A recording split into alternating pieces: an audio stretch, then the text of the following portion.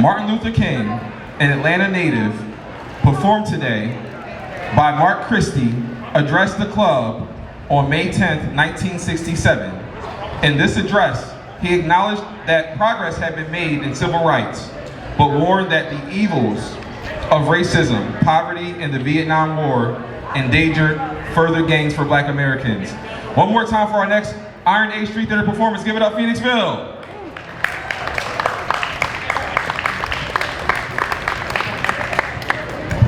Thank you. All right, hello. There are three major evils that I want to discuss today. The evil of racism, the evil of poverty, and the evil of war. These are the three things that I want to deal with today. Now let us first turn to the evil of racism. There could be no gainsaying of the fact that racism is still alive all over America.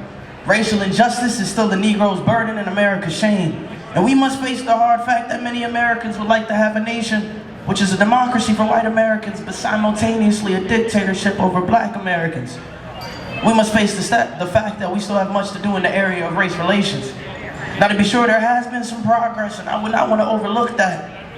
But we must not allow this progress to cause us to engage in a superficial, dangerous optimism.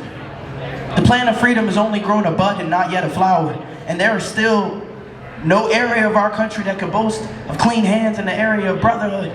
Every city confronts a serious problem. Now, there are those who are trying to say that the civil rights movement is dead. I submit to you that it's more alive today than ever before. What they fail to realize is that we're now in a transition period. We're moving into a new phase of the struggle. We will not forget the 1960 sit-in movement when by the thousands students decided to sit at lunch counters protesting humiliation and segregation. And when they decided to sit at those counters, they were in reality standing up for the best in the American dream and carrying the whole nation back to those wells of democracy, which were dug deep by the Founding Fathers in the formulation of the Constitution and the Declaration of Independence. These were marvelous movements, but that period is over now, and we're moving into a new phase. And because we're moving into a new phase, some people feel that the civil rights movement is dead. The new phase is a struggle for genuine equality.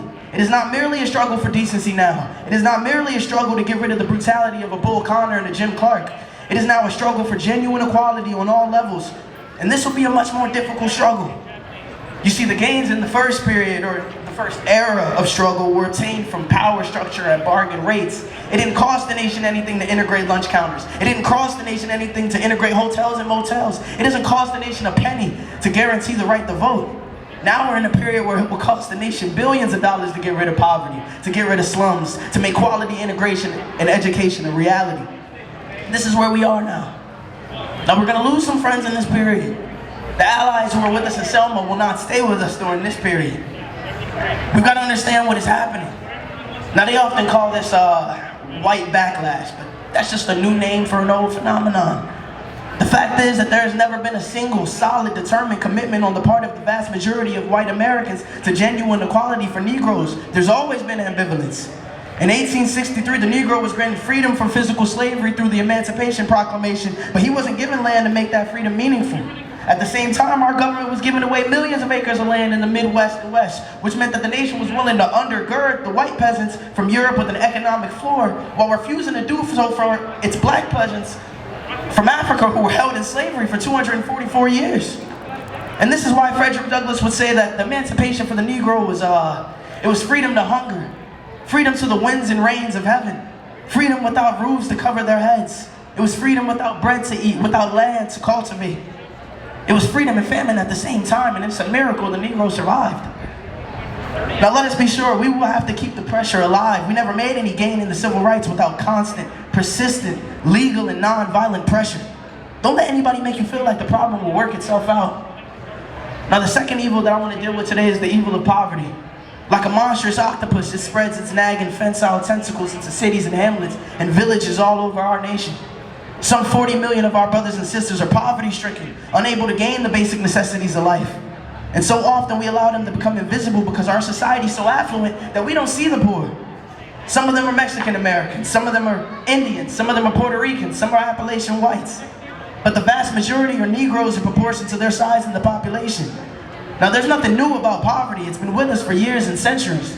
What is new at this point though, is that we now have the resources. We now have the skills, we don't have the techniques to get rid of poverty, and the question is whether our nation has the will.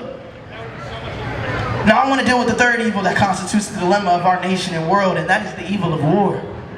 Somehow these three evils are tied together, the triple evils of racism, economic exploitation, and materialism. The great problem and the great challenge facing mankind today is to get rid of war. We have left ourselves as a nation morally and politically isolated in this world. We have greatly strengthened the force of reaction in America and excited violence and hatred among our own people. We have diverted attention from civil rights, and during a period when a nation becomes obsessed with the guns of war, social programs inevitably suffer. People become insensitive to pain and agony in their own midst. Now I know that there are people who are confused about the war, and they say to me and anybody who's willing to speak out against it, you shouldn't be speaking out, you're a civil rights leader, and the two issues shouldn't be joined together. Well, the two issues are tied together, and I'm going to keep them together. Oh, my friends, it's good for us to fight for integrated lunch counters and for integrated schools, and I'm going to continue to do that. But wouldn't it be absurd to be talking about integrated schools without being concerned about the survival of a world in which to be integrated? For those who keep telling me to keep my mouth shut, I can't do that. I'm against segregation at lunch counters, and I'm not going to segregate my moral concerns. And we must know on some positions that cowardice asks the question, is it safe? Expediency asks the question, is it politic? Vanity asks the question, is it popular? But conscience asks the question, is it right? And there are times when you must take a stand that is neither safe, that is not politic, that is not popular, but you must do it because it's right. Thank you.